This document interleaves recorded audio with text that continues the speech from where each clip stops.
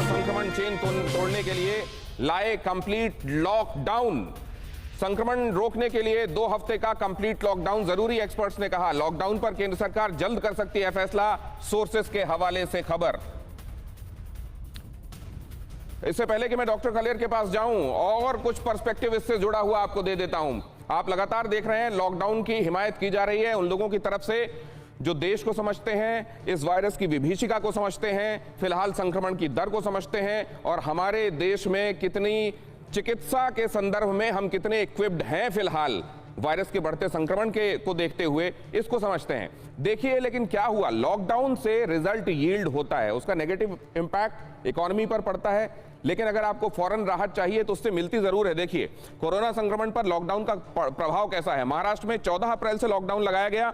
पिछले 20 दिनों में मरीजों की संख्या पहले के मुकाबले कम हुई है और ये दिखाता है कि लॉकडाउन का इंपैक्ट होता है। मुंबई में पॉजिटिविटी रेट 20 से घटकर 9.9% पर आ गई है। जाहिर है लोग पहले के मुकाबले कम संक्रमित हो रहे हैं। क्यों संक्रमित कम हो रहे हैं? क्योंकि संपर्क में कम आ रहे हैं। क्यों संपर्क में कम आ रहे हैं? क्योंकि वो अपने घरों में हैं, बाहर नहीं निकल रहे हैं। क्यों ऐसा है? क्योंकि लॉकडाउन इंपोज किया गया है। दिल्ली में क्या हुआ जरा वो भी देख लीजिए। दिल्ली में लॉकडाउन लगाया गया, 19 अप्रैल से लॉकडाउन लगाया गया और पिछले 2 सप्ताह में पहली बार पॉजिटिविटी रेट 30% से, ये बहुत बड़ा संक्रमण का रेट है, बहुत अलार्मिंग है, लेकिन पिछले ये 30% से नीचे आया हो, ये पहली बार हो रहा है। पिछले 24 घंटे में ये पॉजिटिविटी रेट 30 से घटकर 28.33% रिकॉर्ड की गई है। मतलब ये कि लॉकडाउन का पॉजिटिव रिजल्ट यहां पर भी देखने को मिला। राजस्थान में क्या हुआ, 19 अप्रैल से लॉकडाउन लगाया गया। पिछले 2 सप्ताह में क्या फर्क आया जरा वो भी देख लीजिए। 19 अप्रैल से लॉकडाउन लगाया गया, 17 से 21% कम हो गया संक्रमण की दर, पहले के मुकाबले कम हो गई है। 17% हो गई, 17 से 21% तक कम हुई है। 2 मई को 18,298 नए मामले सामने आए थे।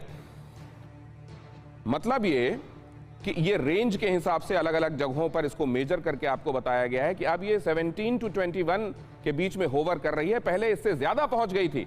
मतलब ये कि पॉजिटिविटी रेट पहले से कम हुआ है, जो ये क्लियर बता रहा है कि अगर लॉकडाउन लगाते हैं तो उससे आपको असर मिलता है, राहत इस हिसाब से मिलती है कि संक्रमण की दर कम होती है। दर कम होती है तो हॉस्पिटल का रुख कम लोग करते हैं, कम लोग करते हैं तो हॉस्पिटल में लोगों को ज्यादा अकोमोडेट किया जा सकता है, केटर किया जा सकता है, ज्यादा जानें बचाई जा सकती हैं। क्या एक ही उपाय है, संपूर्ण लॉकडाउन? यही सवाल लगातार पूछा जा रहा है। सोर्सेस हालांकि ये बता रहे हैं कि केंद्र सरकार फिलहाल इस बारे में नहीं सोच रही है, वो दूसरे तरीके से इसको मैनेज करने के बारे में सोच रही है। कोविड टास्क फोर्स ने पूरे देश में लॉकडाउन के बारे में कहा है। Covid task force, VK Paul जिसके मुखिया हैं, नीति आयोग से भी ताल्लुक रखते हैं, उन्होंने ये कहा है कि इस पर तुरंत विचार किया जाना चाहिए। और क्या हुआ, मेंबर्स में एम्स और आईसीएमआर के डॉक्टर्स और वैज्ञानिक शामिल है। ये जो कोविड टास्क फोर्स है इसमें ये तमाम लोग, तमाम जानकार, आईसीएमआर के जानकार, एम्स के लोग, ये सभी लोग इसमें सदस्य हैं और लगातार, और वीके पॉल सीधे प्रधानमंत्री को रिपोर्ट करते हैं। आईसीएमआर का तर्क क्या है, कोरोना की दूसरी लहर का पीक आना अभी बाकी है। स्थितियां इतनी डरावनी हैं, इतने परेशान हैं लोग और पीक अभी बाकी है। उस पीक को कम से कम किया जा सके, कम से कम दिनों तक वो ठहरे, वो संक्रमण कम से कम लोगों का हो और वो कम से कम दिनों तक हो, इसके लिए लॉकडाउन आवश्यक है। संक्रमण की चेन तोड़ने के लिए 2 हफ्ते के लॉकडाउन की मांग उन्होंने की है कि 2 हफ्ते का लॉकडाउन अगर करेंगे तो ये बहुत मदद करेगा। और अगर पूर्ण नहीं किया जा सकता तो आंशिक लॉकडाउन पर विचार कर सकता है केंद्र।